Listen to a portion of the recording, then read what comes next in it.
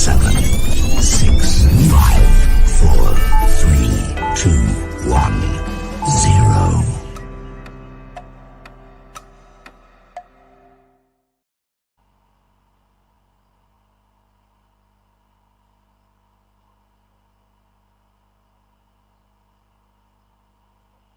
Bismillahirrahmanirrahim. Assalamualaikum warahmatullahi wabarakatuh. Bertemu lagi teman-teman dimanapun Anda berada, baik di Indonesia maupun di Malaysia maupun dimanapun Anda berada. Kita ketemu lagi di channel Gramalab, di mana channel Gramalab merupakan channel satu-satunya di Indonesia yang menayangkan berbagai acara seperti halnya debat Kristen malam hari ini dengan tema penyaliban Yesus, fakta ataukah hoax? Ya, fakta ataukah hoax? Penyaliban Yesus itu semua dibahas di sini tentu saja dengan secara elegan, dengan secara santun. Meskipun malam hari ini begitu dingin, masih tetap dingin, tapi dengan acara channel Gramu Alap akan membuatkan hangat suasana, membuatkan hangat pikiran kita, melancipkan tolak pikir kita. Oke, untuk menghemat waktu akan kita tampilkan dari pihak Pak Martin Nale. Selamat malam Pak Martin Nale. Selamat malam Mas. Jelas suara merdu saya nih Pak? Oh jelas banget ya. Oke, terima kasih atas kehadiran di channel Gramu Alap ini dan selanjutnya dari pihak Muslim diwakili oleh Aristo Channel. Assalamualaikum Bang Aristo. Waalaikumsalam warahmatullahi wabarakatuh. Jelas suara saya? Jelas. Oke, dan inilah ya Pak Martinale dan juga Bang Aristo. Temanya apakah sudah sepakat? Ya, sudah sepakat. Sudah Bagaimana sepakat. Pak Nale? Oke, jika memang telah sepakat, Penyalipan versi Quran dan Alkitab gitu. Oke, kalau memang seperti itu, tapi ini kita mendapatkan info seperti ini, fakta atau hoax ya. Adapun nanti perspektif masing-masing bisa digunakan sebagaimana yang diyakini sumber-sumbernya. Oke.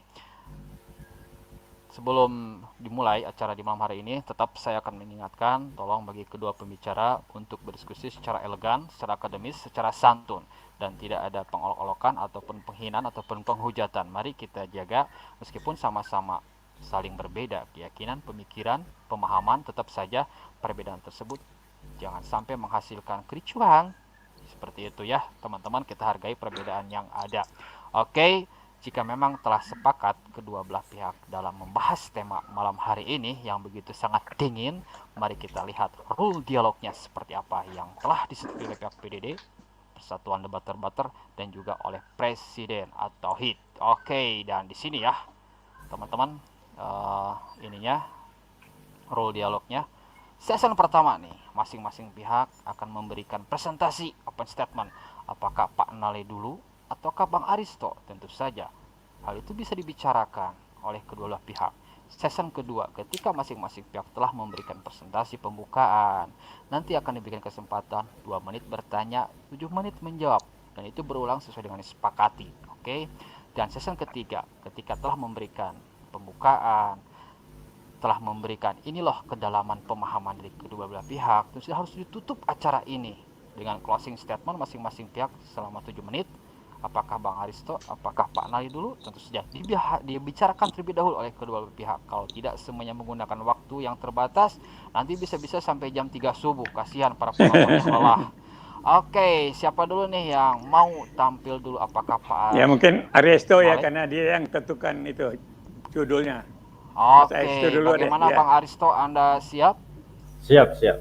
Oke, sebelum dimulai acara tersebut, saya mengingatkan subscribe, like, dan share channel Gramu Alap menjadi mercusuar acara-acara yang ada di channel Gramu Alap yang hingga disiarkan di Indonesia, Malaysia, dan juga negara-negara lainnya. Oleh karena itu, subscribe, like, share, dan bunyikan loncengnya pula. Tim Mokeriban, Mu'alaf Channel, Menachem Ali, Edi Prayitno, Aristo Channel, Akademi Kristologi, channel saya sendiri, Kristologi Center, Sahabat TV, Ezra. Oleh karena itu, untuk menghemat waktu yang semakin malam semakin dingin, mari kita bahas tema malam hari ini. Oke, selama 7 menit, silakan Bang Aristo, Anda siapkan diri. Selama 7 menit waktu berjalan, silakan diberikan pernyataannya. Sebentar, akan kita tampilkan dulu ya waktunya. Biar kita tampilkan dulu. Oke, alhamdulillah telah tampil waktunya. Silakan, selama 7 menit waktu berjalan, pernyataan disampaikan. Monggo, Bang Aristo. Oke, baik. Terima kasih teman-teman sekalian dimanapun Anda berada. Bismillahirrahmanirrahim. Innal hamdalillah nahmaduhu wa nasta'inuhu wa nastaghfiruhu wa na'udzu billahi min syururi anfusina wa min sayyiati a'malina. May yahdihillahu fala mudhillalah wa may yudhlil fala hadiyalah. Asyhadu an la ilaha illallah wa asyhadu anna Muhammadan abduhu wa rasuluh. Rabbi shrah li sadri wa yassir li amri wahlul 'uqdatam min lisani yafqahu qawli. Baik, terima kasih. Saya mengapresiasi pada Pak Martinale, senior saya pada malam hari ini, telah hadir di Geraha Mu'alaf dalam forum dialog akademis dengan tema yang sudah kita sepakati, penyaliban berdasarkan perspektif Islam dan Al-Quran. Saya akan memulai opening statement saya dari 3 agama Abrahami, Judaism, Islam, dan Kristen. Ya, tentunya memiliki hubungan erat tentang penyaliban ini. Nah, kalau kita pandang dari sisi historis dan dari sisi data-data yang ada, penyaliban ini merupakan satu simbol yang ditujukan kepada para kriminalis. Saya akan memulai dari kitab suci saya, tertulis dengan jelas, tersirat di dalam Al-Quran, surah Al-Ma'idah ayat 33, bagaimana ayat itu menceritakan tentang hukuman penyaliban dijatuhkan kepada para kriminalis. Yang kedua, Al-Quran menceritakan tentang penyaliban di surah An-Nisa ayat 157. Di mana dalam surah An-Nisa ayat 157 ini yang kemudian menafis tuduhan ke orang-orang Yahudi dan orang-orang Nasara tentang siapa sosok yang disalibkan. Maka di dalam surah An-Nisa ayat 157 dengan jelas-jelas membantah bahwa yang tersalibkan itu adalah Isa alaihissalam, atau di dalam Kristen Yesus Kristus. Nah, berdasarkan fakta-fakta ini, maka sebenarnya simbol penyaliban ini adalah sebuah simbol kehinaan, bukan sebuah simbol kemuliaan. Nah, di dalam Kristen tertulis di dalam Galatia pasal 3 ayat 13, bagaimana di dalam konteks ayat itu menceritakan terkutuklah orang yang tergantung di kayu salib.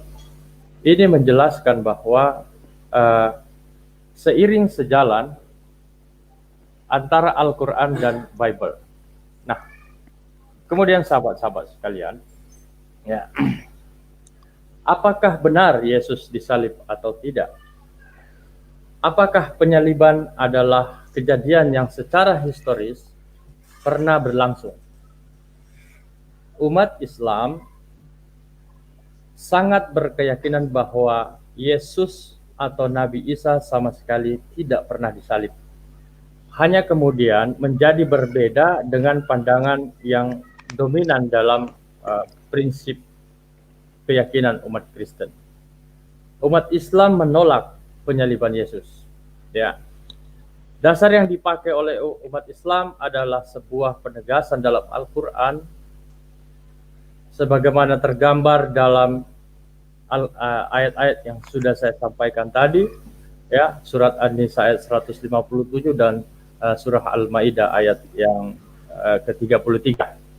Nah, jika kita mengikuti ayat-ayat yang ada sebelumnya, ya, setelah ayat 157 akan tergambar sebuah konteks menarik, yakni konteks ayat itu sebetulnya bukanlah polemik atau debat antara pihak Islam dan Kristen. Memang polemik tersembunyi di sana, tetapi bukan diarahkan kepada pihak Kristen, melainkan Yahudi. Ya, jadi konteks ayat itu adalah kritik terhadap orang-orang Yahudi yang melakukan banyak pembangkangan terhadap perintah Tuhan, melakukan pembunuhan atas nabi-nabi dan mempersekusi Nabi Isa alaihissalam. Mereka menyangka telah membunuh nabi dari Nazaret. Tetapi sebetulnya tidak, teman-teman sekalian. Mereka menurut Quran sejatinya tidak pernah membunuh dan menyalibkan Nabi Isa alaihissalam, Yesus, sebab yang mereka salibkan adalah orang lain yang serupa dengan dia. Jadi, ini yang kemudian sering menjadi sebuah polemik antara Islam dan Kristen. Sementara orang-orang Kristen menuduh surat An-Nisa ayat 157 itu tertuju pada umat Kristen. Padahal saya kira ini perlu diluruskan, ya. Konteks daripada surat An-Nisa ayat 157 itu tertuju kepada orang-orang Yahudi, sama sekali tidak tertuju kepada orang-orang Kristen. Dan saya sudah beberapa kali melakukan dialog dengan sahabat-sahabat Kristen khususnya, bahwa kami Muslim sangat beriman kepada Nabi Isa alaihissalam, kepada Yesus Kristus. Tidak sempurna iman kami seorang Muslim jika kami tidak beriman kepada salah satu nabi yang pernah diutus oleh Allah Subhanahu wa Ta'ala. Nah, jadi sahabat-sahabat sekalian, nanti kita akan kembangkan dialog pada malam hari ini antara saya dengan Pak Pendeta Martinale, bagaimana kita akan mengungkap penyaliban ini dari dua perspektif agama yang berbeda, baik Islam dan Kristen. Sekian dan terima kasih kepada Bang Aristo yang telah memberikan presentasinya selama 7 menit, dan sekarang gilirannya Pak Martinale dalam memberikan presentasi selama 7 menit. Bagaimana Pak Nale, Anda siap memberikan presentasinya? Ya, siap. Oke, jika memang siap, silakan berikan presentasinya selama 7 menit. Waktu berjalan, presentasi dimulai. Monggo. Ya, salam sejahtera untuk kita semua. Kita bicara tentang salib, di mana ada perbedaan pengertian dari Quran juga dari Bible, dari Alkitab itu sendiri. Jadi apakah benar peristiwa salib itu terjadi? Nah, sekarang saya ada ambil kesempatan untuk membuktikan bahwa peristiwa salib itu betul-betul terjadi dan apa masalahnya sehingga peristiwa salib itu terjadi. Nah, peristiwa salib itu, kalau salib itu sendiri kita bisa lihat ada palang dua ya. Yang satu vertikal itu menggambarkan hubungan dengan Tuhan, dan yang satu horizontal yaitu hubungan dengan sesama manusia. Nah, ini saya kira pengertian ini harus dipegang dulu karena persoalan ini sangat penting sekali gitu. Tanpa ada salib, tidak mungkin hubungan dengan Tuhan itu bisa dipulihkan antara manusia dengan Tuhan, itu mustahil. Kita sama sekali tidak percaya tanpa salib orang bisa berhubungan dengan Tuhan sendiri, dengan Yahweh itu. Nah, karena salib inilah satu-satunya jalan untuk memulihkan hubungan dengan Tuhan. Nah, kenapa ada hubungan yang terputus dengan manusia, antara Tuhan dengan manusia? Kita bisa lihat jadi mulai dari peristiwa di Taman Eden, di mana Adam dan Hawa disuruh dilarang untuk makan buah pohon pengetahuan yang baik dan jahat. Tetapi ternyata oleh hasutan ular, Hawa ternyata makan dan diberikan juga pada suaminya. Dan setelah mereka makan ini, lalu mereka terusir. Mereka terusir dari Taman Firdaus itu. Dan mereka harus jauh, artinya terusir itu mereka putus hubungan dengan Tuhan sama sekali. Ya, nah itu. Sehingga tidak mungkin lagi ada hubungan manusia dengan Tuhan. Kecuali Tuhan sendiri yang mengambil inisiatif untuk memulihkan hubungan dengan manusia. Tanpa inisiatif Tuhan, manusia tidak layak dan tidak mungkin bisa menjalin hubungan dengan manusia. Itu. Nah, dalam Kejadian 3 ayat 15 di sana dikatakan bahwa Allah akan mengadakan permusuhan antara keturunan ular dan keturunan perempuan. Artinya ini merupakan nubuatan tentang peristiwa salib itu sendiri. Ya. Peristiwa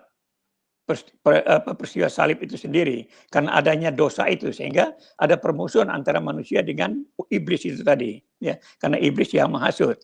Nah, kita baca di Kejadian 4 ayat 8 di sini juga dijelaskan bagaimana Kain itu membunuh Habil adiknya sendiri, ya, karena dosa itu tadi. Lalu timbul iri hati dalam dirinya, dia melihat korban adiknya, persembahan korban diterima oleh Tuhan, sementara Kain tidak, maka dia benci, lalu dengan secara licik dia mengajak saudaranya itu pergi, lalu dari belakang dia membunuh. Inilah kejahatan-kejahatan yang akibat daripada dosa itu sendiri. Lalu yang berikutnya, tentang peristiwa Nuh misalnya. Jadi karena Tuhan melihat bahwa kejahatan manusia besar di bumi dan segala kecenderungan hatinya selalu membuahkan kejahatan semata-mata, maka Tuhan menghukum dengan air bah. Jadi manusia dimusnahkan dengan binatang, semua dimusnahkan gitu. Kecuali Nuh dan keluarganya dan tiap-tiap binatang dengan pasangannya. Ini semua karena dosa. Yang dikatakan bahwa kejahatan manusia besar di bumi dan kecenderungan hatinya selalu membuahkan kejahatan. Dan itu terjadi, terbukti sampai sekarang ini di mana-mana terjadi hal demikian. Lalu di Bilangan 21 ayat 9 dijelaskan bagaimana Musa dalam perjalanannya menuju tanah Kanaan, dia membuat ular tembaga yang ditaruh di tiang itu, sehingga siapa yang dipagut ular setelah melihat tiang itu, tiang ular yang di tiang itu, maka mereka tidak akan mati gitu. Ini merupakan nubuatan-nubuatan kepada salib itu sendiri. Nah, bangsa Israel setelah keluar dari Mesir dibawa jalan ke tanah Kanaan melalui padang gurun, dan mereka akan melewati hutan belukar juga. Mereka melewati padang pasir dan ada ular-ular di sana yang ganas-ganas juga. Sehingga Musa membuat tiang dan digantung ular tembaga di situ supaya orang yang dipagut ular kalau melihat tidak binasa. Inilah hal-hal yang memberi gambaran tentang bagaimana dosa itu berperan dalam kehidupan manusia, sehingga manusia itu selalu mempunyai hati yang jahat dan punya kecenderungan hati yang selalu membuahkan kejahatan. Dan itu kita bisa lihat sampai sekarang ini terjadi di mana-mana. Kalau manusia diandalkan kepintarannya, itu terbukti tidak mungkin. Dengan kesadaran manusia adalah satu yang mustahil gitu loh. Ya, tidak satu yang mustahil. Dan terbukti sampai sekarang manusia di dunia ini selalu bermusuhan, berperang dengan berbagai macam dalih. Gitu. Jadi kalau kita bilang itu bukan dari dosa, lalu sumbernya dari mana? Gitu. Itu jadi pertanyaan. Dari mana dosa itu sehingga bisa terjadi masalah permusuhan antara manusia yang satu dengan yang lain. Dan itu yang jadi persoalan yang besar yang jadi pergumulan umat manusia di dunia ini sampai sekarang ini. Tetapi melalui salib Yesus inilah manusia dipulihkan hubungan dengan Tuhan, lalu dengan demikian manusia dapat berhubungan baik dengan sesamanya. Bagaimana caranya? Dengan mengalah. Karena kalau kita melawan kejahatan dan kejahatan, berarti kita justru memperluas masalah-masalah kejahatan itu sendiri.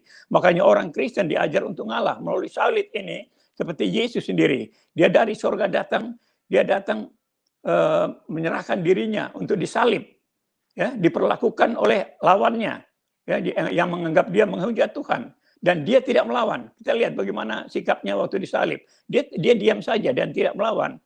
Nah, itulah satu contoh bukti buat kita orang Kristen bahwa kita tidak perlu melawan kejahatan dan kejahatan, tapi lawan kejahatan itu dengan kebaikan. Karena memang itu masalah dosa. Jadi setiap perbuatan jahat itu adalah dosa, semua itu dosa. Yang dibilang dosa turunan itu. Tadi saya sudah jelaskan bagaimana dosa itu mulai berkembang dari Taman Eden sampai ke keturunan Kain, sampai kepada keturunan Nuh, akhirnya ditenggelamkan oleh air bah itu sendiri. Itu semua karena akibat daripada dosa. Sehingga ini hal yang penting, hanya melalui salib manusia bisa dipulihkan dengan Tuhan, sekaligus manusia dapat pulih hubungannya dengan sesama manusia dengan cara mengalah. Karena kita berhadapan dengan manusia-manusia yang masih punya kecenderungan untuk menjahati sesamanya. Tapi bagaimana kita sebagai umat Tuhan Yesus, kita bisa mengalah, ya, tidak balas kejahatan dan kejahatan, bahkan kita mengampuni orang yang berbuat salah kepada kita.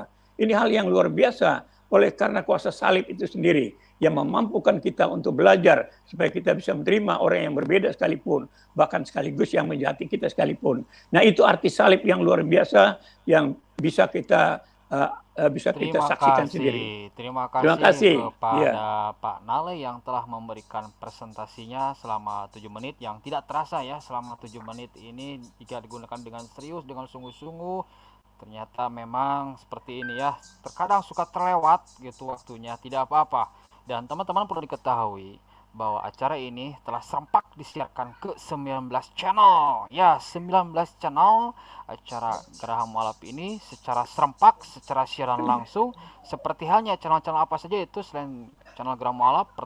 Kedua yaitu Akademi Kristologi, channel saya sendiri, Edi Prayito, Astu Channel, Kristologi Center, Mualaf Channel, Viral Indonesia, Rima Mau TV, Dua Master, Lentera Rohani, Bamtri, Rabbens Adi, Donditan, Penegak Islam, Alwan TV, Sahabat TV, Wonderful Islam, Zulkifli M. Abbas, dan The Muslim Apologist yang ada di Malaysia. Oke teman-teman, sebelum dimulai nih tentu saja yang menjadi kebagian bertanya pertama yaitu Bang Aristo, karena beliau ini yang memberikan presentasi pertama. Namun sebelum dimulai memberikan pertanyaan Bang Aristo, silahkan bagi teman-teman yang memiliki rezeki lebih, silahkan salurkan zakat, sedekah, infak, dan donasi Anda ke Bank Mandiri Syariah dan kode bank 451. Adapun nomor rekeningnya 1184 kali 9995 atas nama Yayasan Pembina Mualaf At-Tauhid, yang bisa dikontak atau di WA ya selama 24 jam. Nomor HP-nya silahkan. Namun jika teman-teman ingin ikut membebaskan lahan yang seluas 6 hektar yang satu meternya 250.000, sertakan angka 1 di pentransfernya, biar teman-teman dari Yayasan Pembina Mualaf At-Tauhid mengetahui bahwa itu khusus dan untuk pembebasan lahan seluas 6 hektar yang satu meternya 250.000. Oke, terlihat tidak sabar ini Bang Aristo untuk memberikan pertanyaan selama 2 menit. Waktu berjalan selama 2 menit. Bagaimana, siap Bang Aristo? Oke, selama 2 menit silakan berikan pertanyaannya. Waktu berjalan, pertanyaan diberikan. Monggo. Terima kasih. Saya akan mulai pertanyaan saya dari Matius pasal 27 ayat yang ke-46, Pak Martin. Jadi di dalam Matius pasal 27 ayat yang ke-46, Eli, Eli, lama sabachthani, Allahku, Allahku, mengapa engkau meninggalkan aku? Jadi ketika Yesus tersalib, menurut versi daripada sahabat Kristen atau dari kitab Pak Martin Ale, bahwa di situ Yesus tersalibkan. Nah, pertanyaan saya dari ayat itu adalah, jika kemudian salib itu merupakan suatu lambang kemuliaan bagi umat Kristen dan sebagai sesuatu yang vital yang kemudian menjadikan Yesus sebagai Tuhan, maka pertanyaan saya, jika kemudian Yesus adalah Allah atau adalah Tuhan yang menjadikan Yesus sebagai Tuhan, mengapa pada saat dia tersalib, sesuai dengan petunjuk Matius pasal 27 ayat yang ke-46, dia berteriak kepada Allah. Jika dia adalah Allah, mengapa dia berteriak kepada Allah? Mungkin itu saja pertanyaan saya untuk Pak Martin. Terima kasih. Oke, terima kasih kepada Bang Aristo yang telah memberikan pertanyaan singkat, jelas, padat, merayap. Dan inilah yang diberikan jawabannya oleh Pak Nale. Bagaimana Pak Nale? Anda siap memberikan jawaban selama 7 menit?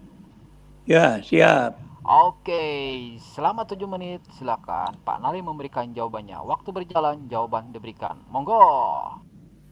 Ya, memang tentang Yesus ini punya hal yang spesial memang. Apalagi kalau dari saudara-saudara yang Islam. Tentang penyalipan itu sendiri kan sudah jelas disaksikan oleh orang Yahudi. Makanya kalau Al-Quran keberatan dengan pernyataan orang Yahudi, nah ini tentu sangat aneh gitu ya. Karena orang Yahudi itu yang mengalami sendiri, orang Kristen juga murid-murid pada waktu itu juga melihat sendiri, keluarganya juga melihat sendiri. Sehingga di sini ada saksi mata. Sedangkan kalau penyangkalan An-Nisa 157 itu bukan dari saksi mata. Tidak ada yang saksi mata untuk menyangkal itu, sehingga ini jadi masalah. Bahkan kalau kita lihat juga di dalam sejarah ada dalam sejarah seperti oleh Cornelius Tacitus, sejarawan dari Romawi, dia juga menulis bukunya tentang penyalipan. Yang kedua oleh Josephus Flavius, ya, dia juga menulis, dia sejarah orang Yahudi sendiri itu, dia menulis sejarah tentang penyalipan. Sehingga penyalipan itu pasti sudah terjadi begitu loh. Nah, lalu pertanyaan saudara Aristo, kalau memang Yesus itu Tuhan, kenapa dia menyebut Eli Eli lama sabachthani? Nah, ini persoalan yang sampai sekarang ini Banyak non Kristen yang belum memahami, padahal sudah sering dijelaskan siapakah Yesus itu sebenarnya. Yesus itu adalah Sang Firman itu sendiri yang menjadi manusia melalui kelahiran Maryam, ya. Maria, melalui lahir dari Maria. Pada waktu lahir dari Maria, dia adalah sebagai manusia sendiri, ya. Sampai nanti dia mati disalib, lalu dia bangkit naik ke surga, dia kembali kepada keilahiannya. Seperti dikatakan di dalam Filipi 2 ayat 6, yang walaupun dalam rupa Allah tidak menganggap kesetaraannya dengan Allah itu sebagai milik yang harus dipertahankan, melainkan telah mengosongkan dirinya sendiri dan mengambil rupa seorang hamba dan menjadi sama dengan manusia. Dan dalam keadaan sebagai manusia, ia telah merendahkan dirinya dan taat sampai mati, bahkan sampai mati di kayu salib. Filipi 2 ayat 6. Itu. Jadi di sini kita jelas, jawabannya jelas di sini bahwa Yesus adalah setara dengan Allah, tapi dia mengosongkan dirinya sebagai manusia, bahkan sebagai hamba yang taat untuk menjalani hukuman. Nah, tujuan daripada menjalani hukuman demi keselamatan manusia yang menderita karena dosa-dosa ini. Karena akibat daripada dosa waris itu, manusia menderita. Menderita karena apa? Mereka saling bermusuhan. Tadi saya katakan di dalam Kejadian pasal 6 ayat 5, kecenderungannya selalu membuahkan kejahatan dengan berbagai dalih. Karena manusia itu lebih mementingkan dirinya daripada memperhatikan kepentingan sesamanya. Itulah dosa waris yang terjadi sampai hari ini. Bahkan tidak ada orang yang sepintar apapun yang bisa mengerti ini semua. Mereka melakukan segala kejahatan dengan alasan macam-macam. Padahal perbuat jahat itu adalah dosa yang justru dihadapi oleh Tuhan sendiri. Sehingga Tuhan merasa penting sekali untuk datang ke dunia ini yang sebentar lagi kita peringatkan kehadiran Yesus pada hari Natal. Itu semua karena itu. Karena dosa ini. Sehingga dia datang. Dia adalah Sang Firman. Dia adalah Yahweh itu sendiri. Yang datang menjadi manusia untuk menggenapi rencana penyelamatan. Jadi adanya penyelamatan itulah dia jadi manusia. Ya, sehingga di sinilah supaya kita mengerti bahwa kenapa dia disebut Eli Eli lama sabachthani. Ya, karena memang dia waktu itu sebagai manusia yang menderita. Bayangkan orang menderita sampai puncaknya saat-saat mau putus napas. Bagaimana penderitaan itu dirasakan. Sehingga disitulah dia mengeluh. Ya, menyatakan sebagai manusia yang menderita. Eli Eli lama, ya Tuanku kenapa engkau meninggalkan aku. Inilah hal-hal yang penting bahwa ternyata Yesus itu adalah manusia yang menjalani hukuman karena dosa manusia. Tadi dikatakan juga oleh saudara Aristo, dia sebut tentang Galatia 3:13, ya, terkutuk kalau orang yang disalib. Ya terkutuk, Yesus menjadi terkutuk karena kita manusia ini. Seharusnya kita yang masuk neraka, ya, tetapi Yesus menggantikan. Itu maksudnya sehingga di Galatia 3:13 terkutuklah orang yang disalib. Yesus menggantikan manusia yang terkutuk itu.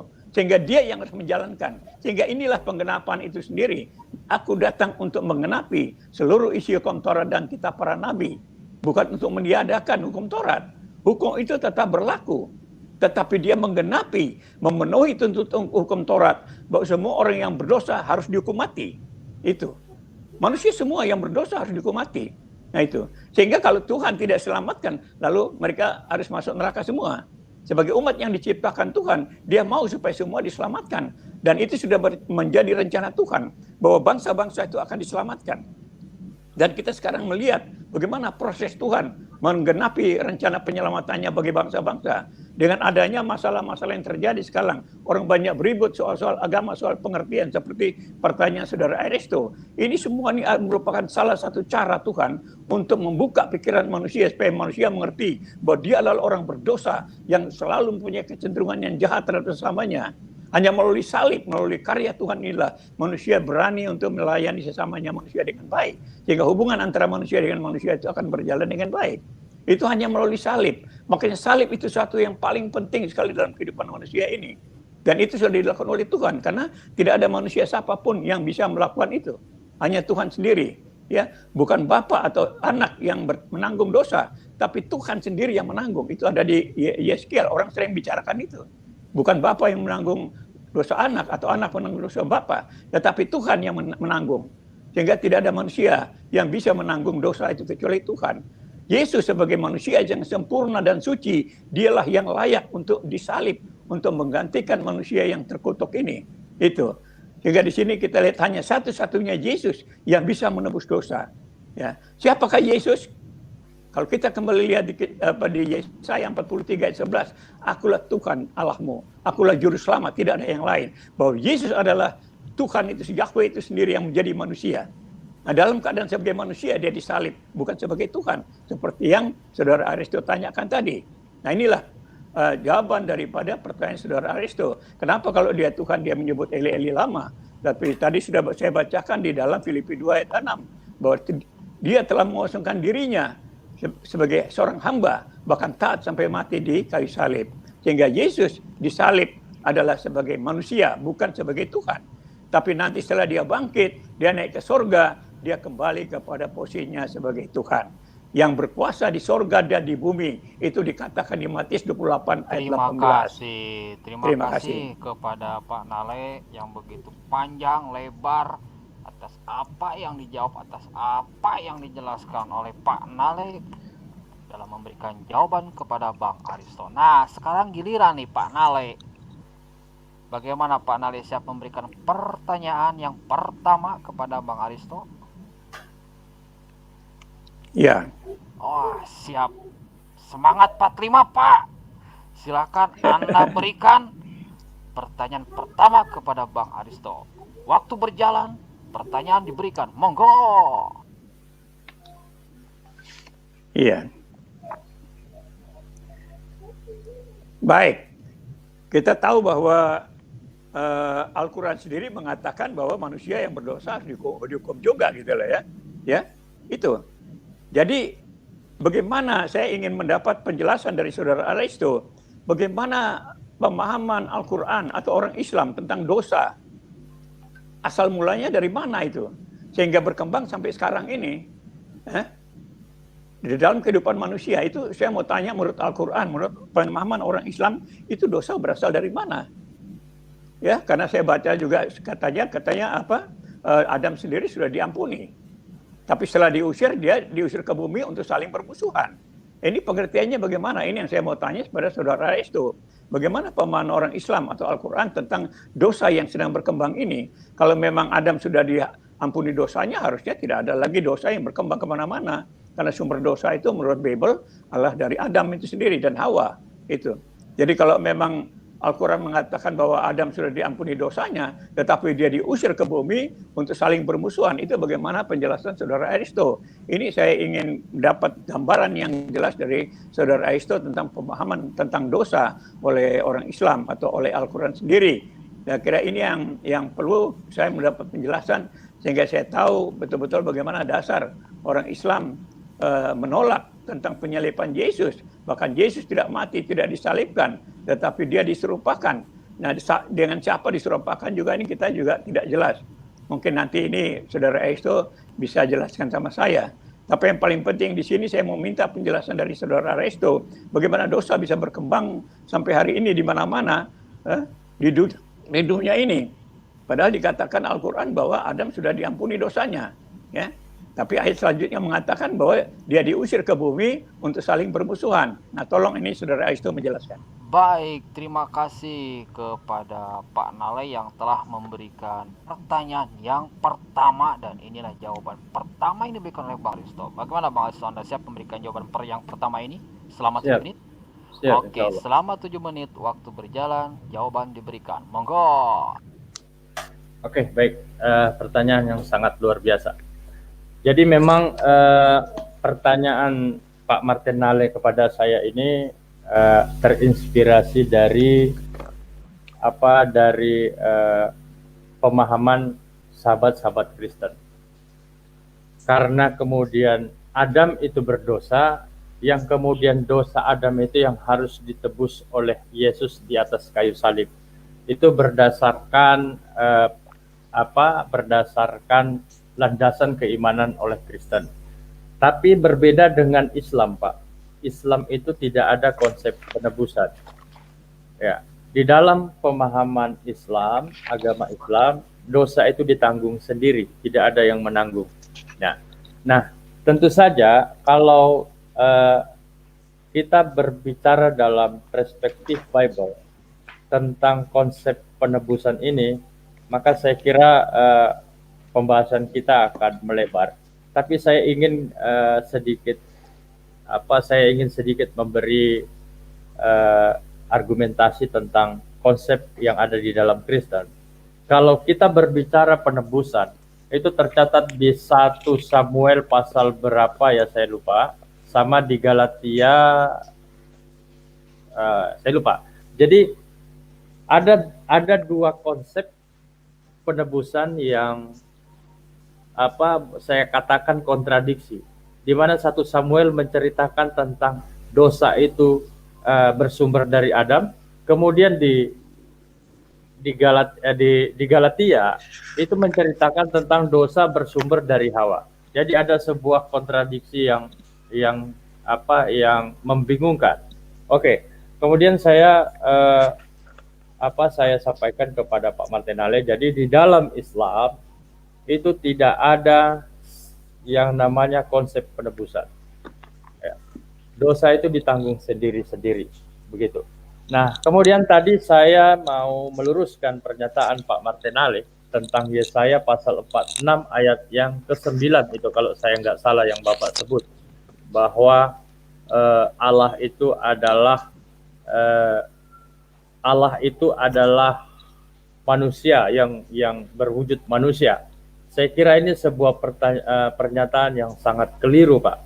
Karena di dalam Yesaya pasal 46 ayat yang ke-9 itu menceritakan tentang hakikat daripada Tuhan itu sendiri, atau menceritakan tentang entitas daripada Tuhan itu sendiri. Yesaya pasal 46 ayat yang ke-9, La ilaha illallah, tidak ada Tuhan selain Allah. Itu konteks yang ada di Yesaya pasal 46 ayat yang ke-9, bukan menceritakan tentang manusia yang kemudian menjadi Tuhan. Nah, itu. Nah, selanjutnya adalah pertanyaan saya tadi itu sebuah pembuktian bahwa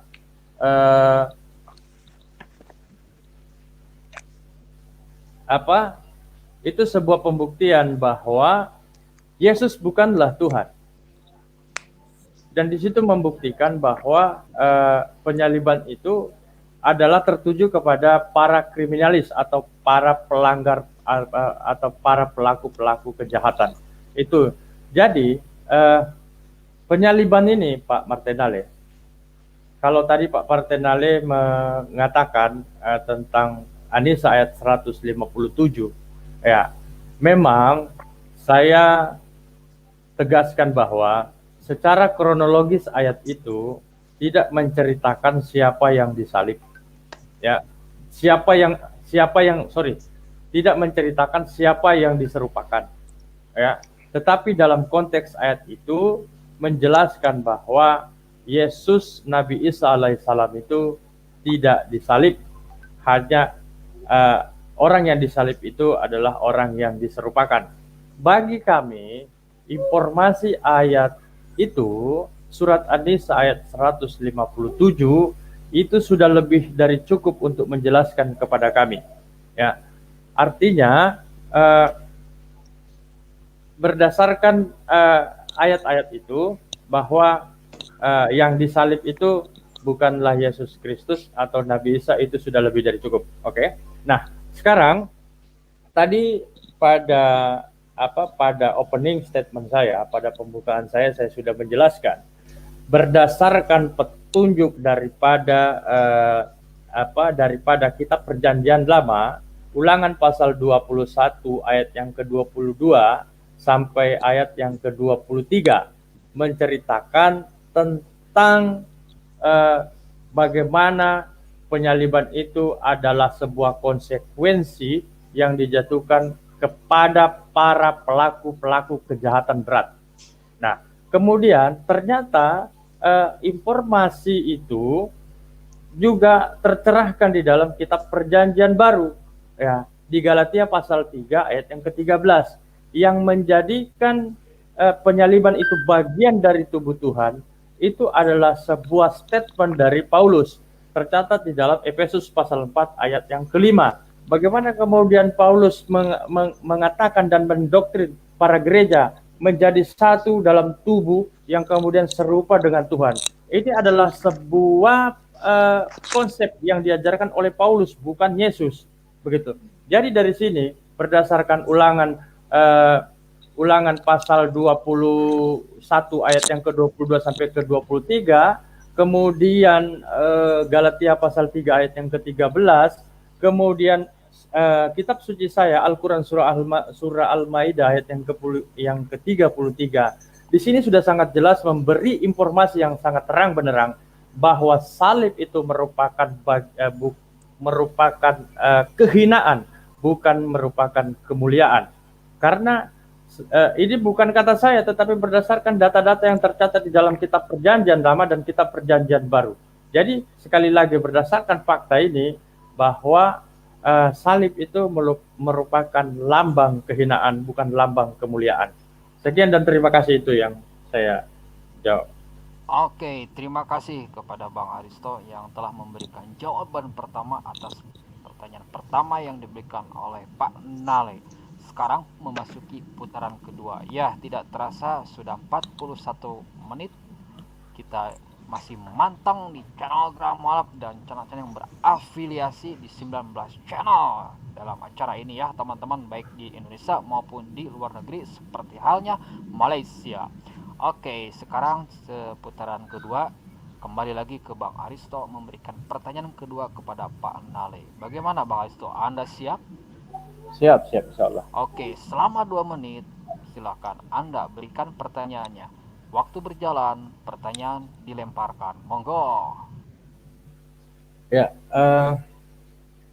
saya jujur saja tadi pertanyaan saya itu belum terpuaskan ya tentang mengapa kemudian jika Yesus itu adalah Allah, mengapa kemudian di Matius pasal 27 ayat yang ke-46 yang kemudian menceritakan tentang Yesus berteriak, Allah Allah tolonglah aku.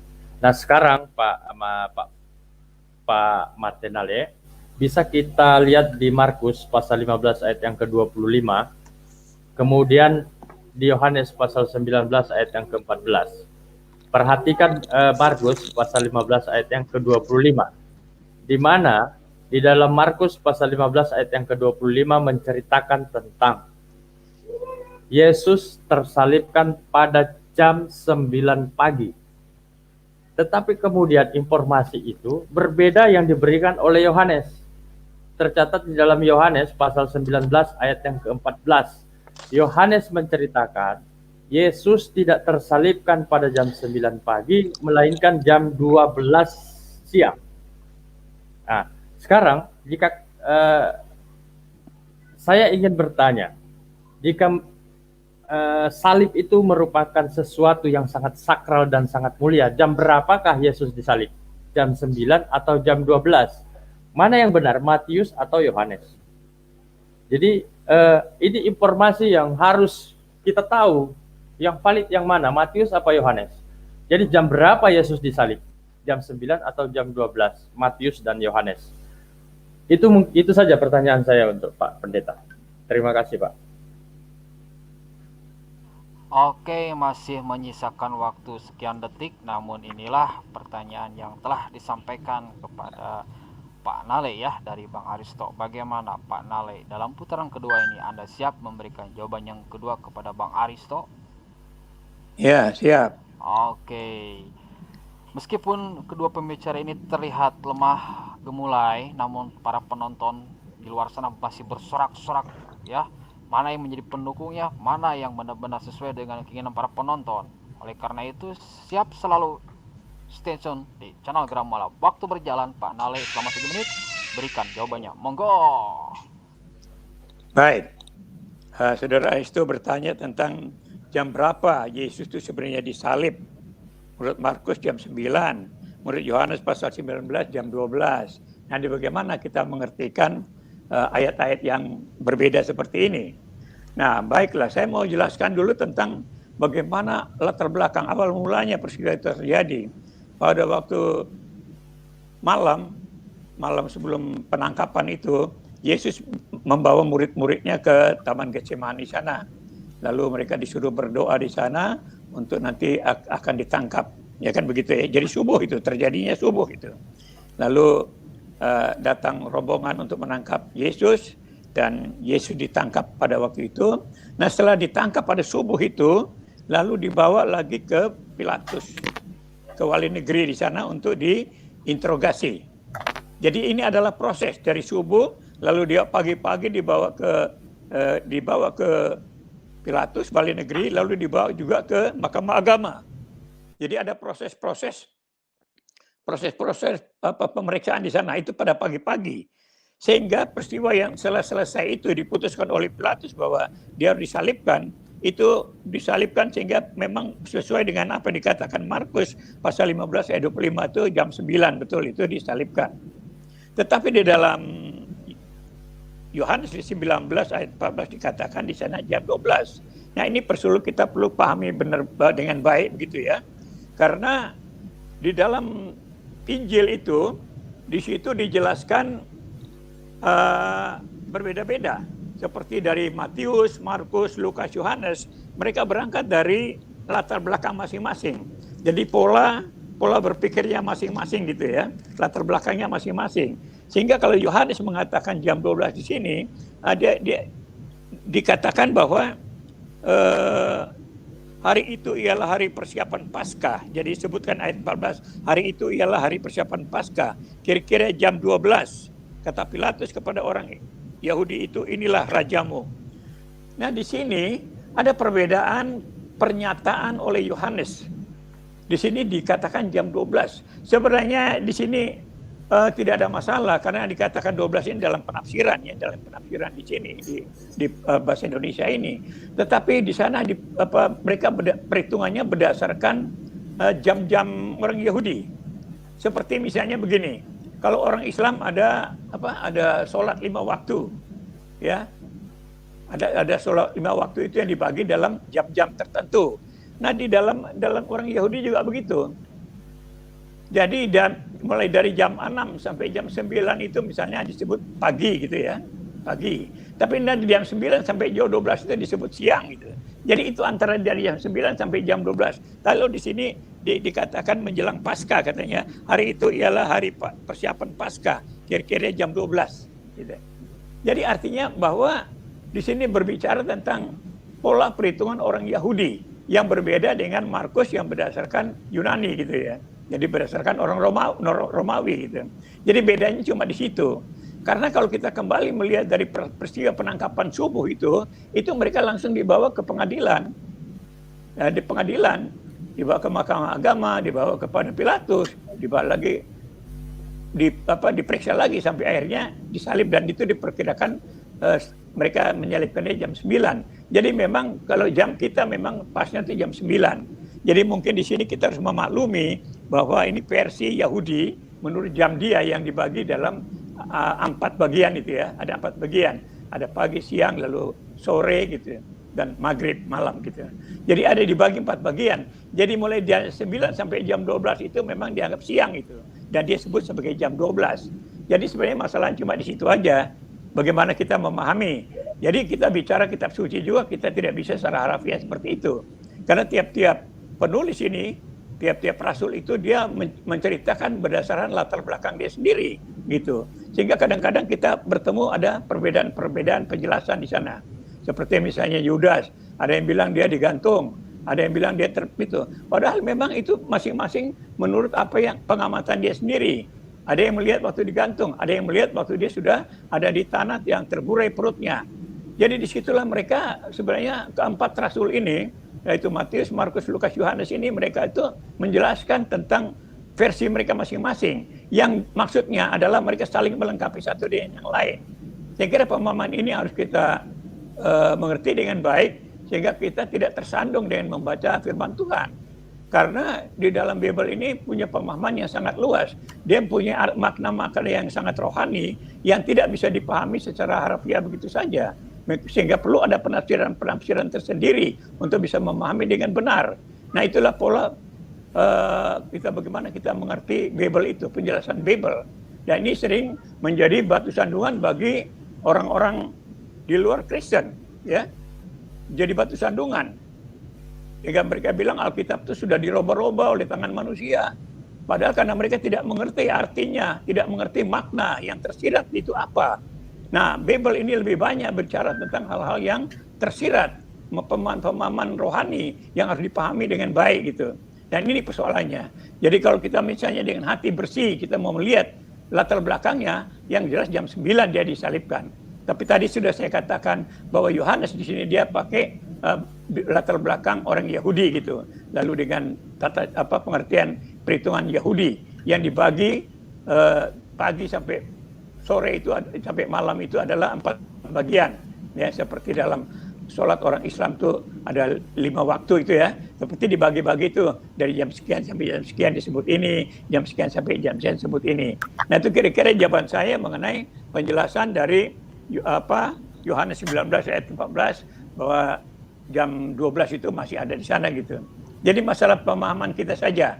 Nah itu yang bisa saya sampaikan, saya jelaskan bagaimana pengertian kita tentang pernyataan Yohanes pada pasal 19 ayat 14 itu tentang penyalipan pada jam 12. Jadi bukan jam 12 ya, cuma ini versi Yahudi, jamnya versi Yahudi. Beda dengan jam versi Romawi yang disampaikan oleh Markus sendiri.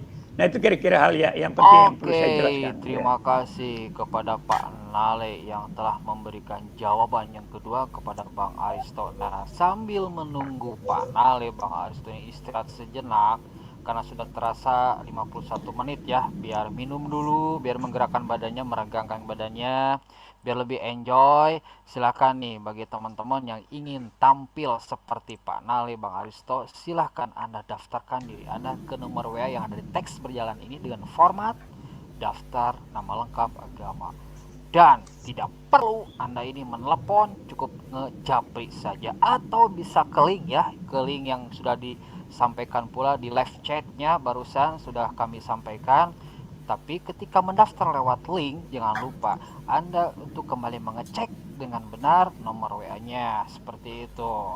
Oke, karena terlihat sudah fit ini, dan jadi bagi teman-teman yang pengen tampil seperti Pak Nale, Bang Aristo, jangan lupa Anda mendaftarkan diri ya.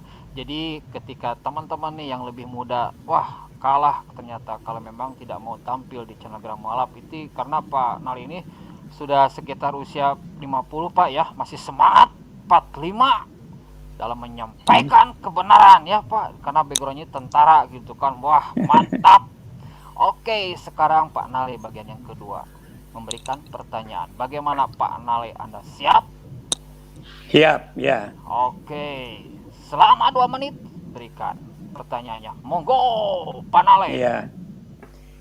Tadi Saudara Aristo mengatakan bahwa di dalam Islam atau Al-Quran tidak ada penebusan, ya.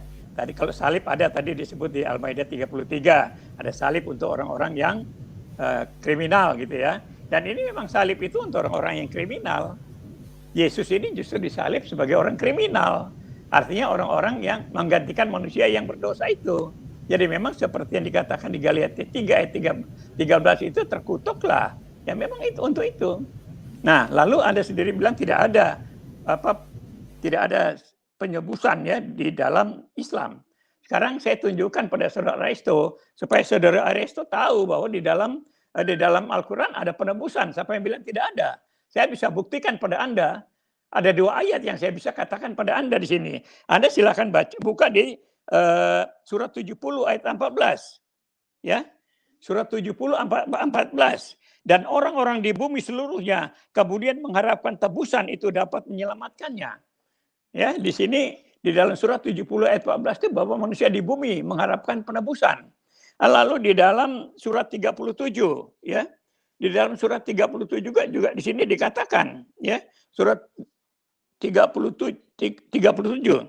juga dikatakan bahwa Allah menebus dengan sembelian yang besar. Jadi penebusan ada. Penebusan itu ada. Anda bisa baca 2 ayat itu.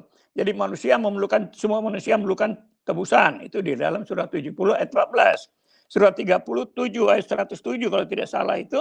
Lalu Allah menebus dengan sembelian yang besar. Jadi Allah menebus manusia. Jadi ada penebusan. Jadi kalau Saudara Aristo bilang tidak ada, sangat disayangkan gitu ya. Sangat disayangkan kalau bilang tidak ada. Nah itulah.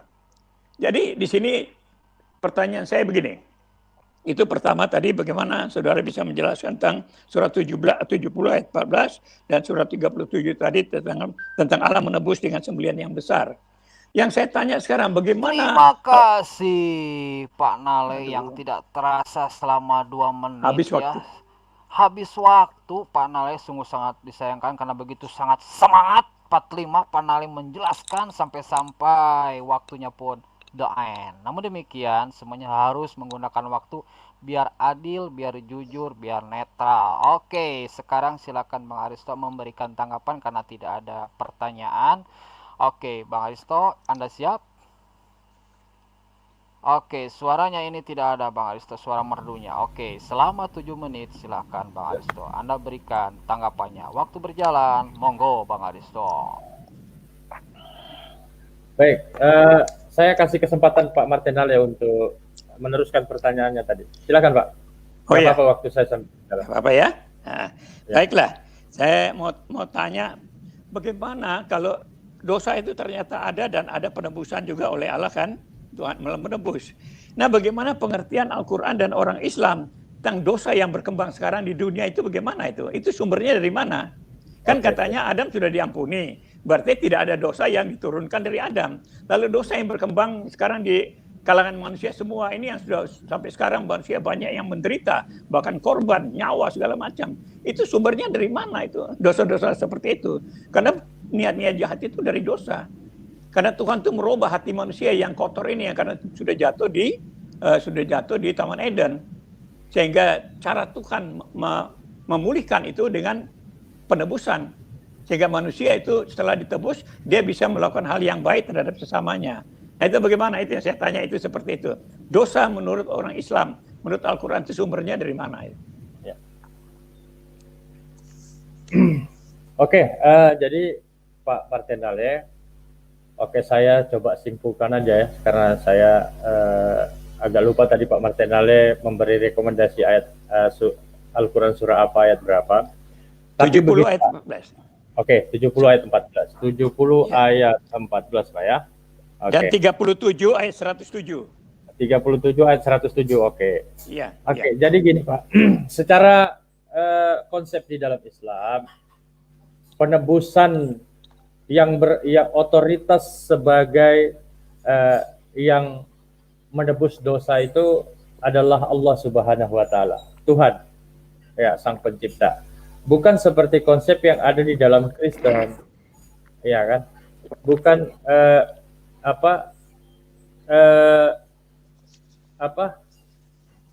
harus ditebus dengan manusia yang tersalibkan, mungkin seperti itu Pak ya.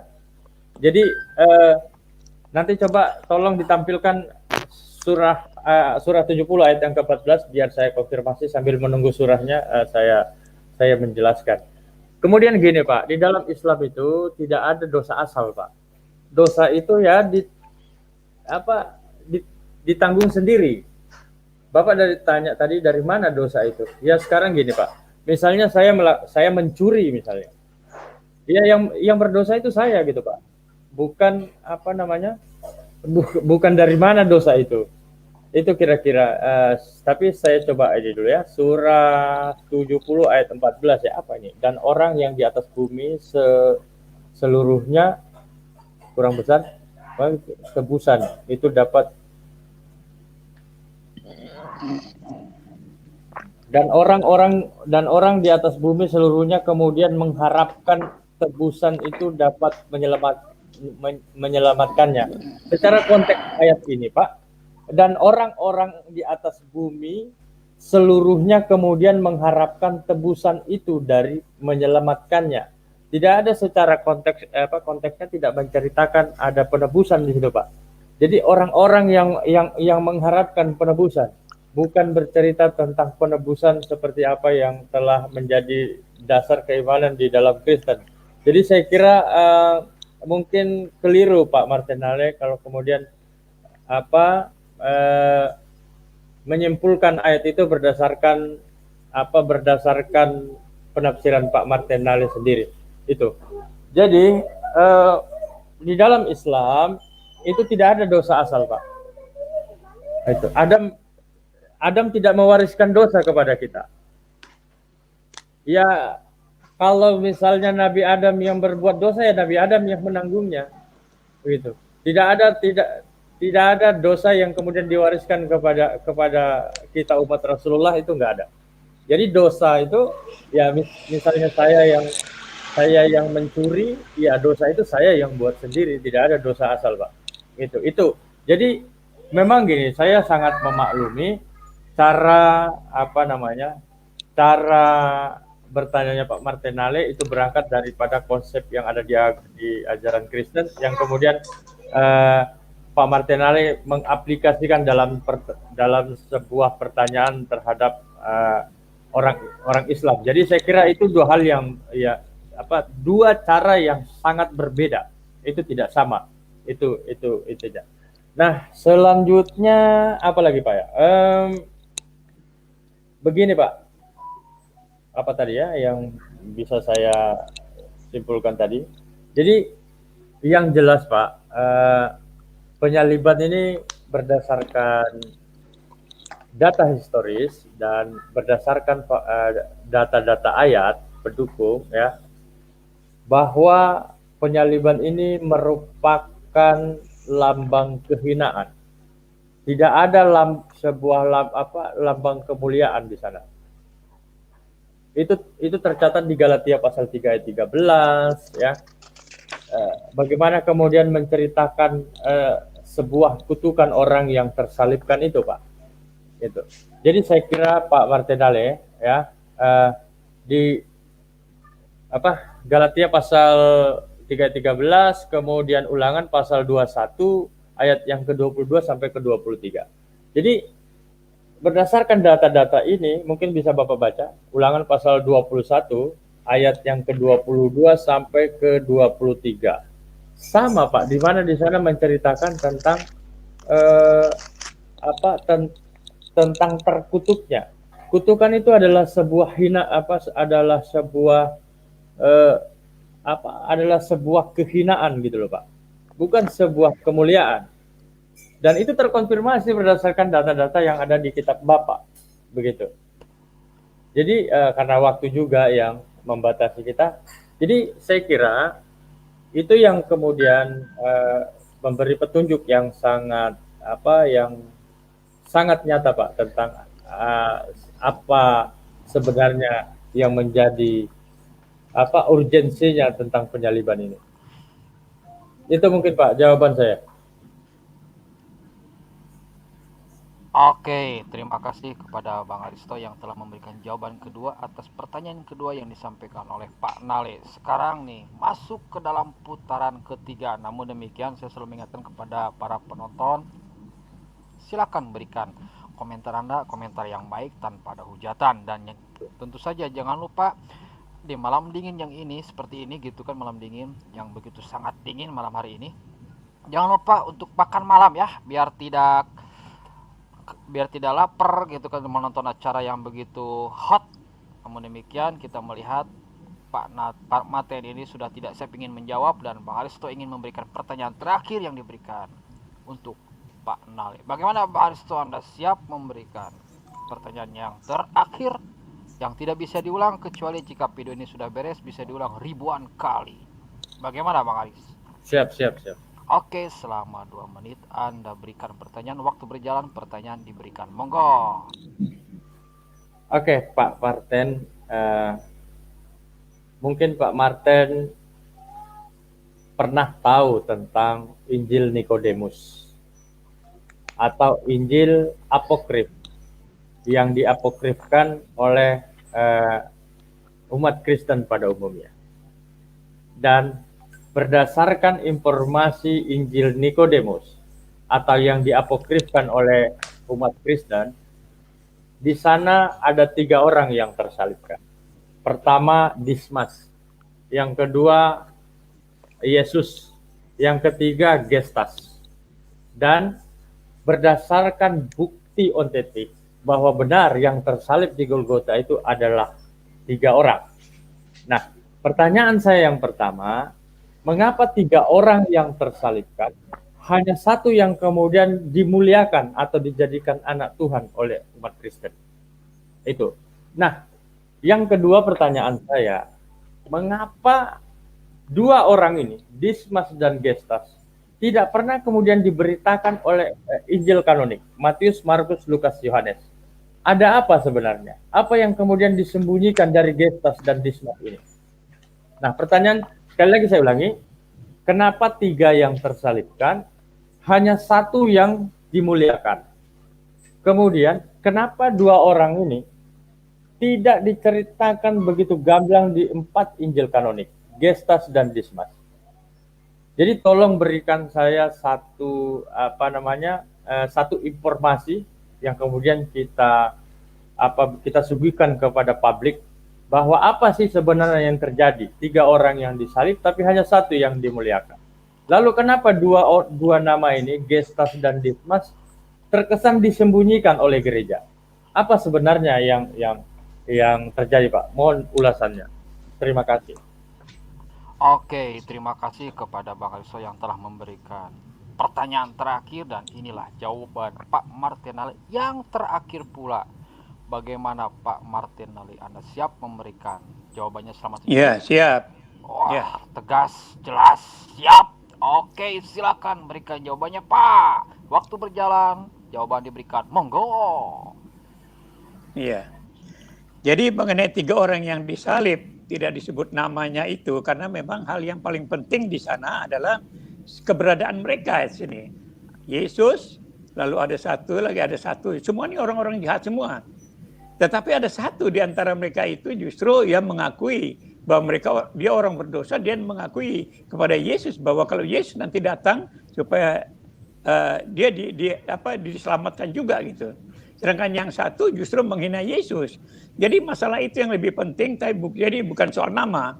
Karena di Al-Quran pun kalau nanti saya tanya Anda repot juga. Karena saya kira di dalam kitab suci itu menjelaskan hal yang perlu-perlu saja. Karena kalau menjelaskan sampai mendetail tentu tidak cukup lah.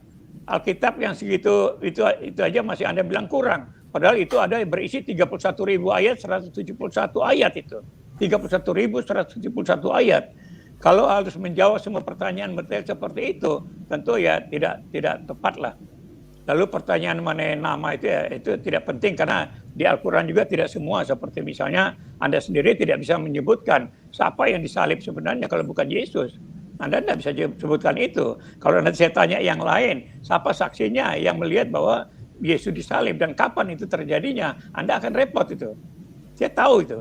Anda bicara soal salib, tapi Anda sendiri tidak bisa menjelaskan tentang bagaimana salib dan siapa yang disalib itu. Siapa saksinya penyalipan itu. Dan kapan itu terjadi.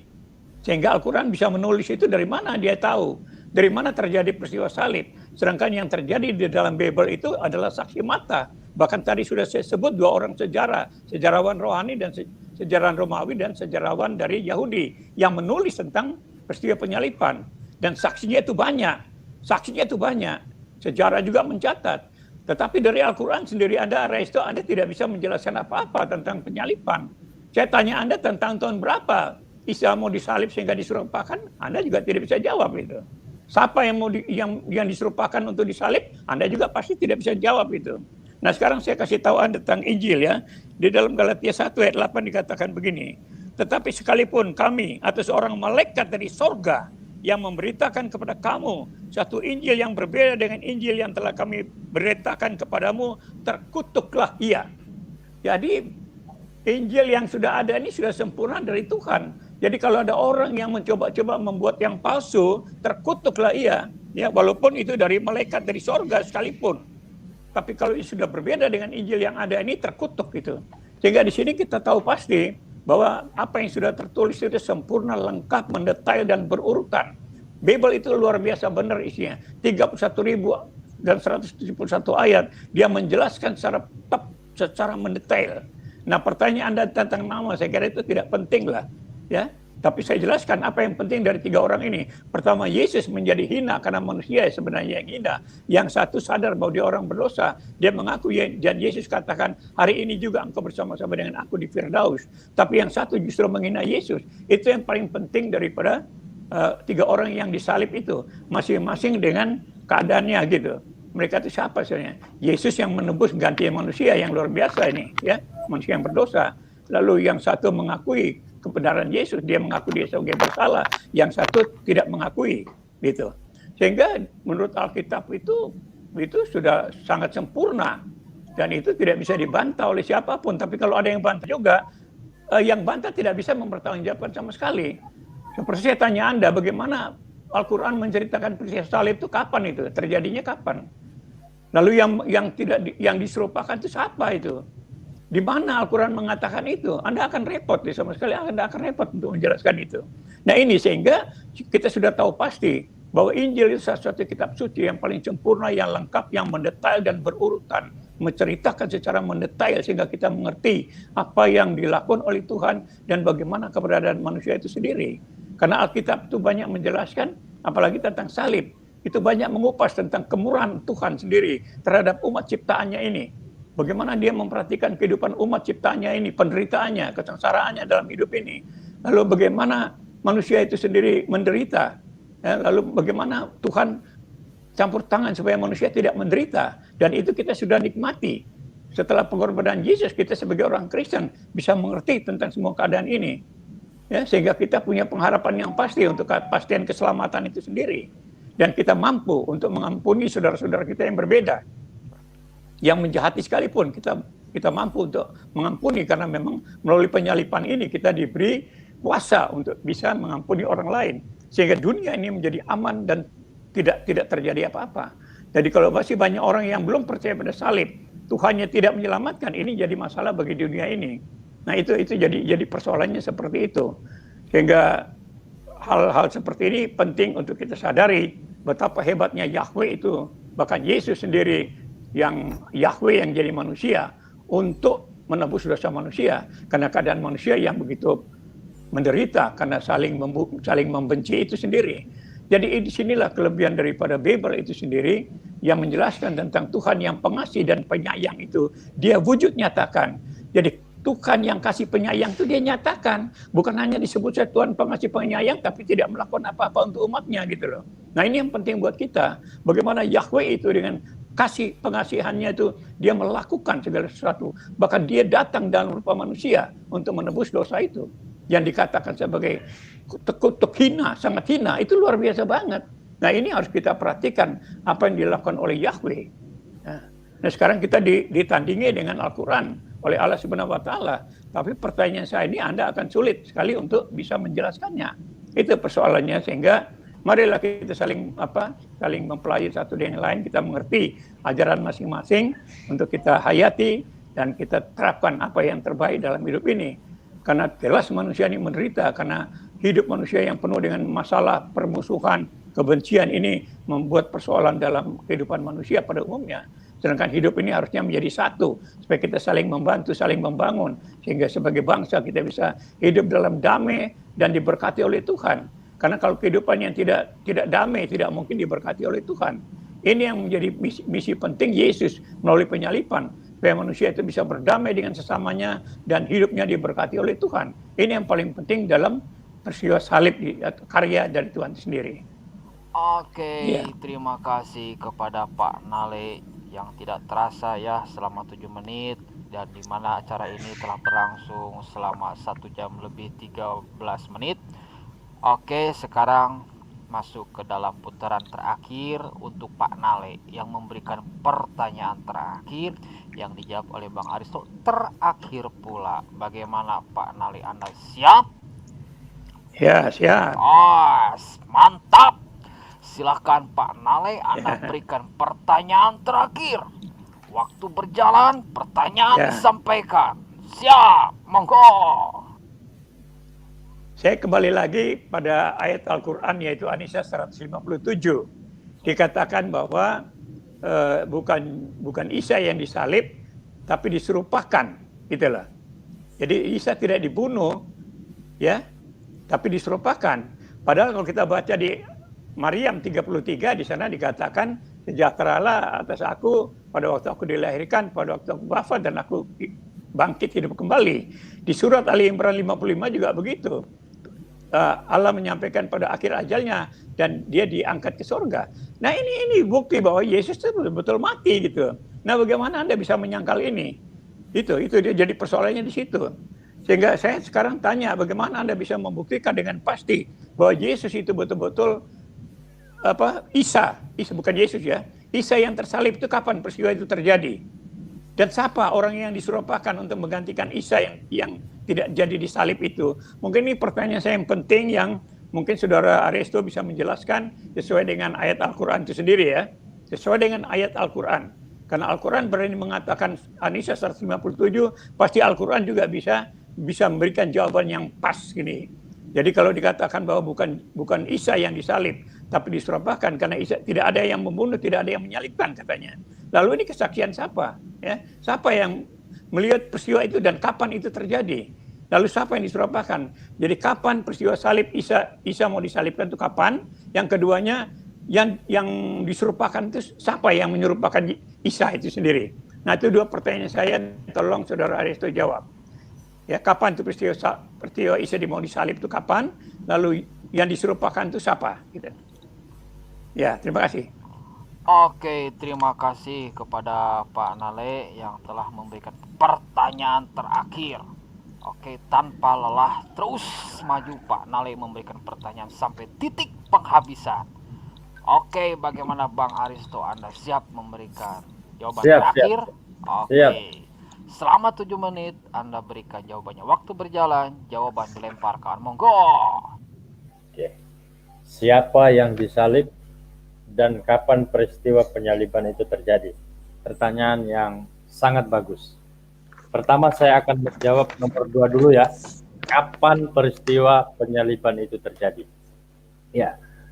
Peristiwa penyaliban itu terjadi setelah 600 tahun kemudian, atau 600 tahun lebih dulu, baru kemudian lahirlah yang namanya Nabi Muhammad SAW.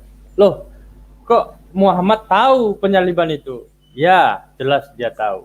Karena ketika kenabian dan kerasulan Nabi Muhammad, dia bersentuhan langsung dengan orang-orang Yahudi atau bersentuhan langsung dengan orang-orang Romawi yang ketika itu dunia dibelenggu oleh seperempat dunia ini dibelenggu oleh orang-orang Romawi.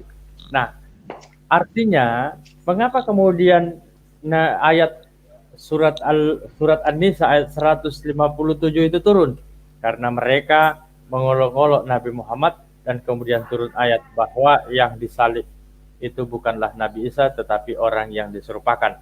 Jadi saya ulangi, karena pada saat itu Nabi Muhammad itu bersentuhan langsung dengan orang-orang Yahudi, ya, sehingga kemudian peristiwa penyaliban itu datang daripada orang-orang Yahudi, karena orang-orang Yahudi mengatakan bahwa yang disalib itu adalah Yesus.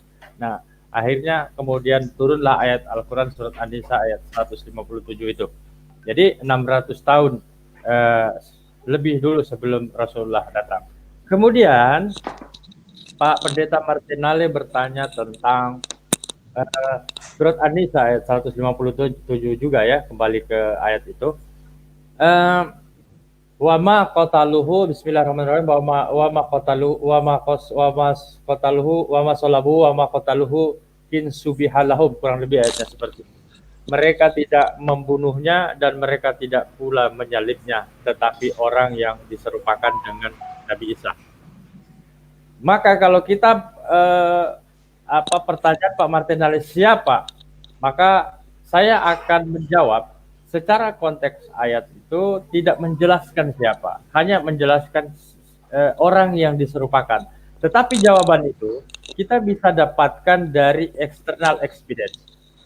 Sekali lagi ini kesekian kali saya katakan bahwa Al-Quran kitab suci saya bukan sebuah pembuktian kebenaran, melainkan informasi kebenaran. Pembuktian kebenaran itu bisa kita buktikan dari external evidence.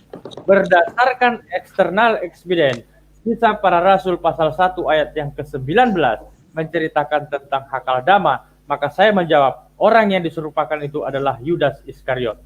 Maka yang disalib itu bukanlah Nabi Isa, melainkan Yudas Iskariot. Kok bisa? Berdasarkan petunjuk kisah para rasul pasal 1 ayat yang ke-19, yang disalib adalah Yudas Iskariot. Itu berdasarkan data ayat. Kemudian kita berangkat dari data historis. Karena ini berbicara tentang sejarah, maka kita akan berangkat dari mana sejarah itu datang. Terkonfirmasi Golgota, Hakaldama, Bukit Tengkorak adalah satu nama tempat dan tidak terbantahkan bahwa di sana pernah disalibkan seorang manusia yang bernama Yudas Iskariot. Terkonfirmasi dengan kisah para rasul pasal 1 ayat yang ke-19. Artinya di sini membuktikan dari sisi historis, dari sisi eksternal ekspedien kitab suci, Pak Martinale menjawab surat An-Nisa ayat 157 terbukti benar. Karena berdasarkan data historis, tempat sejarah di mana manusia itu pernah disalibkan, di sana terbukti tempatnya masih bisa kita ketemu sampai dengan saat ini, ya, tempatnya masih ada sampai dengan saat ini, dan ayat-ayat Alkitab Bible menjelaskan di kisah para rasul pasal 1 ayat yang ke-19, Yudas Iskariot yang tersalib, inilah yang kemudian menjawab siapa yang disalibkan, ya, orang yang diserupakan itu yang ada di dalam surat An-Nisa ayat 157. Nah, kemudian itu jawaban saya seputar tentang Al-Quran, Pak Martinale. Apa tadi? Siapa, dari mana? Oke. Jadi itu dari mana Al-Quran tahu waktu penyaliban dia? Karena ketika itu Al-Quran turun kepada wahyu turun kepada Rasulullah SAW, karena Rasulullah SAW bersentuhan langsung dengan orang-orang Romawi, ya, sehingga turunlah ayat itu. Jadi saya tegaskan di dalam Al-Quran surah Al-Maidah ayat 33 menceritakan tentang sebuah eksekusi salib kepada orang-orang yang melakukan tindak pidana atau para kriminalis. Kemudian surah An-Nisa ayat 157 menceritakan atau menyanggah tuduhan orang-orang Yahudi kepada kepada Nabi Muhammad bahwa yang disalib itu adalah Yesus Kristus atau Nabi Isa. Enggak apa-apa, Pak, kita sebut Yesus, Bapak sebut Yesus dan Nabi Isa itu sama. Ya, kalau kita berbicara ilmu linguistik di dalam bahasa Yunani, Greek itu disebut dengan Iesuos. Kalau kita di dalam bahasa Arab itu Isa. Sama, Pak, satu orang, satu pribadi yang sama. Jadi enggak apa-apa, Yesus alaihissalam dan Isa alaihissalam satu orang yang sama. Nah, itu jawaban saya atas pertanyaan Bapak seputar tentang kitab saya, Al-Quran surah An-Nisa, atau pertanyaan Bapak, dari mana Muhammad tahu, ya, kapan penyaliban itu, kemudian siapa orang yang diserupakan itu. Maka jawaban itu terjawab berdasarkan external experience, kisah para rasul pasal 1 ayat ke-19, kemudian Golgota, Hakaldama, ya, dan Bukit Tengkorak adalah satu tempat, dan itu tidak lagi terbantahkan di mana tempat itu adalah sebuah nama tempat yang disalibkan seorang kriminalis yang bernama Yudas Iskariot. Sekian dan terima kasih, itu jawaban saya untuk Pak Martinale. Oke, terima kasih kepada Bang Aristo ya yang telah memberikan jawaban terakhir ya, yang telah memberikan jawaban terakhir kepada Pak Nale, di mana Pak Nale pun saat ini telah memberikan pertanyaan terakhir. Namun dikarenakan biar terlihat kedua pemateri ini fresh, begitu sangat segar, begitu menghilangkan lelah dan penatnya, silakan untuk minum dulu kopi-kopinya maupun air jusnya. Kita iklan dulu nih, silakan teman-teman daftarkan diri Anda untuk menjadi pembicara dialog Icanagram Malab one by one ke nomor WA ini ya, cukup chat saja, tidak perlu menelpon, dengan format daftar, nama lengkap, agama, atau ke link yang ada di deskripsi, yang ada di teks berjalan ini, atau bisa dicek pula di live chat. Namun demikian, mari kita lanjut terhadap informasi lain. Jika teman-teman memiliki rezeki lebih, silakan salurkan zakat, sedekah, infak, dan donasi Anda ke Bank Mandiri Syariah dengan kode bank 451. Di mana teman-teman sendiri bisa melihat ya, seperti ini luas tanahnya, di mana nomor rekening dari Bank Mandiri Syariah tersebut adalah 1184 kali 9995 atas nama Yayasan Pembina Mualaf at-Tauhid, yang teman-teman ketika mentransfer bisa mengkonfirmasi ke nomor WA atau HP ini selama 24 jam. Dan jika teman-teman pengen ikut membebaskan seluas 6 hektar ini yang begitu sangat luas, dari atas ke bawah bisa dilihat ya teman-teman, begitu sangat luasnya, di mana 1 meternya ini untuk membebaskan lahan seluas 6 hektar cuma 250.000 ya, cuma 250.000 teman-teman. Mari kita berlomba-lomba dalam melakukan kebaikan dan amal soleh. Jangan lupa jika pengen ikut membebaskan lahan seluas 6 hektar ini, sertakan angka 1 di pentransferannya. Jangan lupa sertakan angka 1 di belakangnya, biar pihak Yayasan Pembina Mualaf Tauhid sendiri tahu bahwa itu dananya khusus untuk pembebasan lahan yang akan didirikan pondok pesantren yang satu-satunya di Indonesia, mungkin dunia, yang tidak saja membahas tentang permasalahan agama Islam, namun juga permasalahan agama lainnya, untuk menyampaikan Islam para santri-santrinya. Selain itu untuk melakukan upaya penanggulangan terhadap segala bentuk pemurtadan. Oke, teman-teman jangan lupa ya. Oke, dan inilah channel Geraha Mualaf dan Bendera Indonesia, negara tercinta kita yang alhamdulillah sudah bisa disaksikan di negara Malaysia. Dan sekedar informasi pula, sambil nunggu Bang Aristo tampil, sempat beberapa hari kemarin teman-teman dari Malaysia kebingungan, ini bahasa apa gitu kan. Bahasa apa? Oke, maka kami berikan kodenya dengan bendera Indonesia, negara Indonesia tercinta kita. Dan Bang Aristo mohon untuk ditampakkan wajah gantengnya, sama halnya dengan Pak Martinale yang kini sedang sibuk memeriksa bebelnya. Sekarang pertanyaan terakhir dari moderator, siapa yang ingin tampil terlebih dahulu memberikan closing statementnya? Apakah Bang Aristo? Apakah Pak Nale? Terserah siapa duluan. Ya, silakanlah. Anda yang mulai, Pak Aristo yang mengakhiri. Silakan.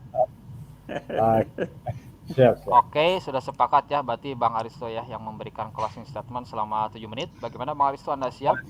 Siap. Oke, sebentar akan kita format dulu. Selama 7 menit, Bang Aristo silakan. Anda berikan closing statement. Monggo. Oke, baik. Terima kasih. Jadi sudah sangat jelas, kalau kita merujuk pada aspek sejarah, Al-Quran menerangkan hakikat, fakta dan kenyataan yang sebenarnya. Al-Quran meluruskan peristiwa sejarah yang telah berurat dan berakar selama kurang lebih dari berabad-abad ya di tubuh penganut kedua agama ya. Ini bukan kritikan main-main. Al-Quran Al-Quran mengkritik ya, karena akan melukai dua teologi agama besar ya. Pertama kepada agama Yudaism, mungkin kedua kepada sahabat-sahabat kita Kristiani. Ini juga merupakan kritik pada sisi historis agama Kristen yang lahir dan muncul melalui doktrin penyaliban. Artinya Al-Quran meruntuhkan seluruh dogma-dogma agama Kristen. Tidak ada agama Kristen tanpa salib. Itu yang pertama. Kedua, aspek sudut pandang kedua penganut agama Yahudi dan Nasrani dari ayat Al-Quran juga meluruskan sudut pandang kedua penganut agama yang berselisih mengenai Isa. Al-Quran membantah tuduhan kaum Yahudi terhadap Isa dan Maryam, ibunya, ya, Isa dan Maryam, ya, ibunya, serta fitnah mereka tentang kesesatan Isa, yang karena itulah mereka berusaha menyalib Isa demi menghinakan beliau. Sebab dalam doktrin Yahudi, orang yang mati di kayu salib adalah orang yang paling terhina. Maka Allah pun menyelamatkan Nabi Isa dari kehinaan tersebut, sehingga menjadikan celaan mereka menjadi titik berdasar sama sekali. Jadi berdasarkan petunjuk-petunjuk ayat-ayat yang tadi yang sudah saya sampaikan kepada Pak Martinale, bahwa dari Ulangan pasal Ulangan pasal 21 ayat yang ke-22 sampai ke-33 bagaimana menceritakan terhinanya orang yang mati di kayu salib.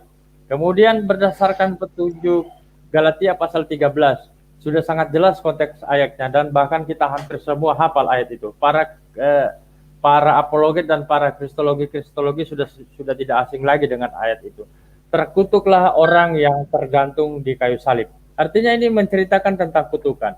Demikian juga di Ulangan pasal 21 ayat yang ke-23 menceritakan tentang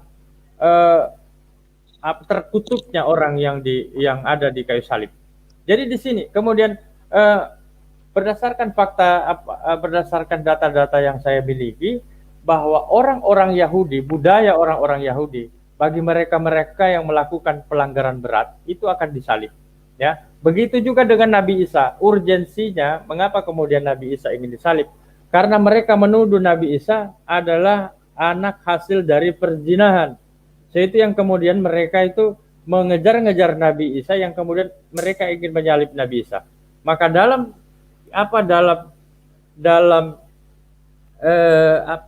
konsep Islam itu kemudian Nabi Isa diselamatkan oleh Allah Subhanahu wa taala.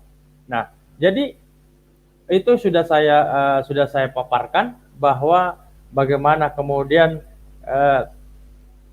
penyaliban ini dari sisi historis, ya, dari kitab suci saya, dan berdasarkan apa yang saya sampaikan, berdasarkan fakta historis, external evidence, dari data-data kitab perjanjian lama, dan dari kitab suci saya Al-Quran. Artinya Al-Quran seiring sejalan dengan fakta yang sebenarnya, gitu. Jadi kalau kemudian Al-Quran menceritakan di surah Al-Maidah ayat 33 betapa orang-orang yang disalib itu adalah orang-orang yang terhina. Dan tidak mungkin orang-orang yang terhina itu yang kemudian menjadi seorang yang termulia, bahkan melebihi daripada pangkat dan jabatan seorang nabi dan rasul, menjadi anak Tuhan. Nah, ini tidak mungkin terjadi. Jadi berdasarkan perjanjian lama, berdasarkan perjanjian baru, historis dan kitab suci saya, Al-Quran, ternyata sesuai dengan fakta yang sebenarnya, bahwa hukum salib itu sebuah hukum yang sangat terhina. Jadi salib itu bukan lambang kemuliaan, tetapi lambang kemuliaan, lambang kehinaan. Itu bukan kata saya, bukan ucapan saya. Itu ucapan itu adalah sebuah ayat yang ada di dalam kitab suci Pak Pendeta Martinale. Kemudian saya tambahkan lagi bahwa Pak Martinale mengakui pertanyaan saya tadi, jam berapa Yesus disalib, dengan sangat gamblang Pak Martinale menegaskan bahwa Alkitab itu merupakan tulisan daripada saksi-saksi mereka. Di sini membuktikan bahwa Bible bukanlah firman Tuhan, melainkan hanya sebuah karangan para wartawan. Ini yang perlu kita garis bawahi.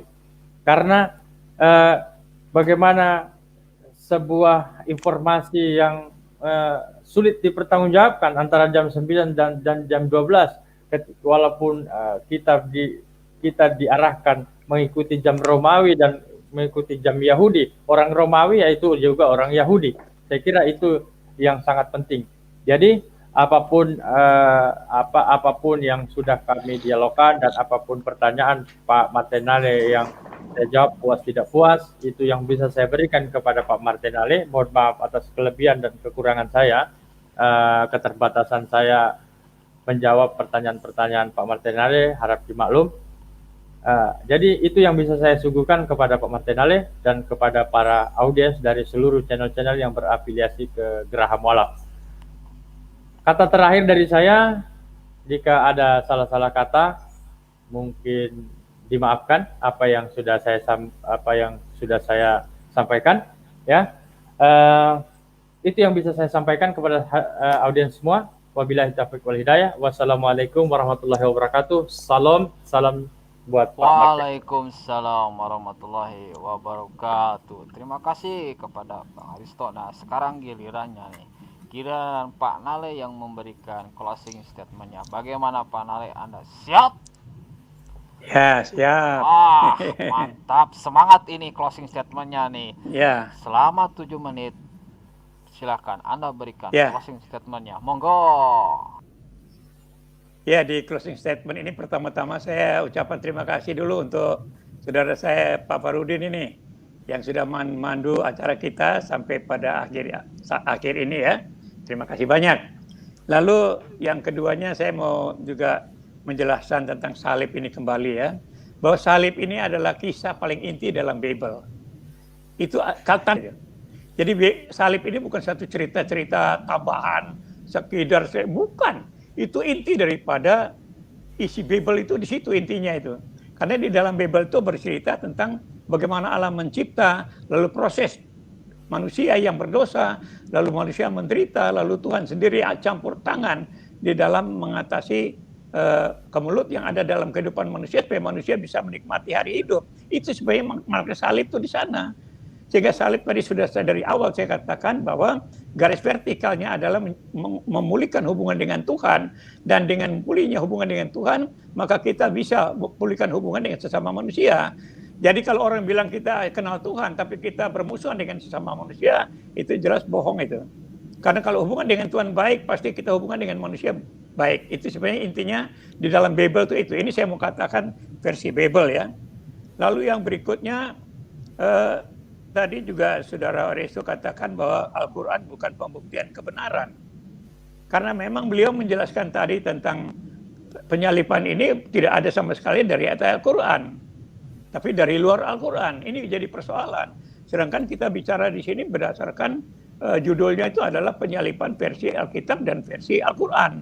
Tetapi ternyata Saudara Resto tidak bisa menjelaskan berdasarkan Al-Quran, ayat Al-Quran. Ya diserupakan juga yang dibilang Yudas. Padahal Yudas itu sudah mati sebelum penyalipan. Anda bisa baca itu di Matius 27 ayat 5. Yang hakal darah itu dia buang kembali uangnya lalu dia bunuh diri itu. Jadi sebelum penyalipan Yudas sudah mati duluan. Jadi di sini ada satu kekeliruan pemahaman Saudara Aristo kalau Yudas yang dibilang diserupakan. Yang berikutnya bahwa peristiwa salib itu dijelaskan dalam Alkitab itu dengan bukti-bukti, dengan saksi-saksi, bahkan sejarah, ada sejarahnya. Yang dua orang tadi, baru 2 orang saya sebutkan, tentu banyak yang lain ya. Tapi 2 itu saya sebut dari Romawi dan dari Yahudi. Nah itu, jadi ada bukti, saksi-saksi mata ada. Yang hadir di dalam penyalipan itu ada perempuan-perempuan, termasuk ibunya Yesus sendiri. Dan banyak sekali sampai kebangkitannya juga disaksikan oleh perempuan-perempuan itu, dan mereka menceritakan kepada murid-murid yang lain. Jadi buktinya banyak, sehingga kalau ini disangkal ya tentu menjadi satu yang luar biasa begitu. Itu mengenai Yudas yang kata dia diserupakan, padahal dia sudah mati sebelum penyalipan. Ya. Lalu bagaimana tentang Isa dan Yesus? Isa dan Yesus ini kalau kita lihat latar belakangnya sangat berbeda jauh. Isa lahir di bawah pohon korma. Lalu Al-Quran juga tidak tahu kapan lahirnya di bawah pohon korma. Tidak tahu. Yang keduanya, Isa itu apa? Isa itu tidak ada saksinya sama sekali.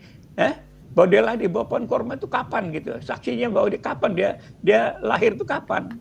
Sehingga di sini penjelasan Al-Quran tentang Isa itu tidak jelas sama sekali. Ya, itu aja persoalannya di sana. Jadi banyak yang tidak bisa dipertanggungjawabkan sesuai dengan apa yang dikatakan Saudara Resto, bahwa Al-Quran bukan pembuktian kebenaran itu ya. Sedangkan Yesus itu sendiri lahirnya jelas di kandang domba gitu. Yang kita rayakan nanti pada tanggal 25 Desember. Itu jelas itu, saksinya ada. Gembala-gembala ada, malaikat juga ada.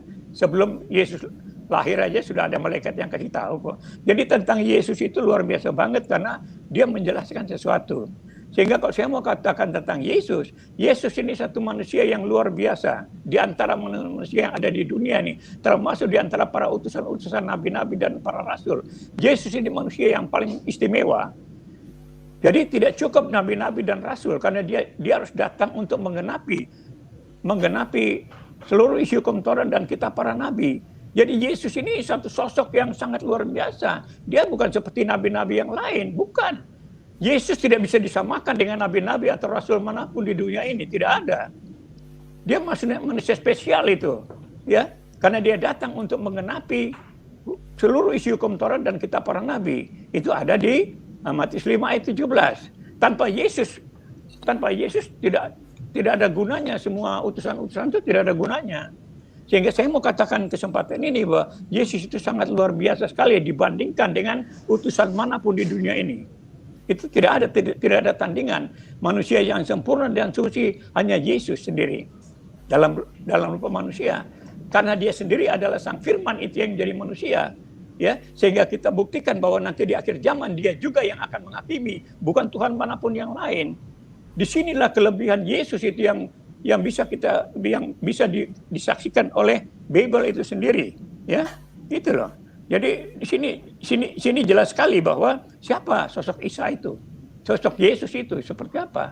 Tapi kalau Al-Quran membuat nama yang lain Isa dengan versi Al-Quran sendiri dan ternyata melalui saudara Resto itu tidak bisa dipertanggungjawabkan karena ayat Al-Quran tidak menjelaskan apapun. Secara konkret di situ tidak menjelaskan apapun tentang penyalipan sebagai saksi, sedangkan Al-Quran ditulis 700 tahun kemudian, 7 abad kemudian. Nah, bayangin 700 tahun kemudian baru ditulis di Al-Quran itu bagaimana bisa dipegang itu. Lalu itu pun yang tadi saudara Aristo bawa itu justru berdasarkan Alkitab, bukan saksi-saksi dari orang-orang Arab misalnya, bukan, dari Alkitab sendiri yang Anda tunjukkan. Sehingga di sini kelihatan sekali bahwa Anda tidak bisa membuktikan kebenaran yang konkret dari Al-Quran sendiri. Karena Al-Quran tidak menjelaskan secara lengkap. Padahal tentang salib itu adalah tentang Yesus adalah satu yang paling inti di dalam kekristenan. Itu. Jadi kalau Al-Quran datang hanya untuk mengoreksi, menyalahkan tanpa dasar, tanpa bukti. Nah ini persoalan Al-Quran saya kira ya. Al-Quran kurang punya dasar, kurang punya bukti.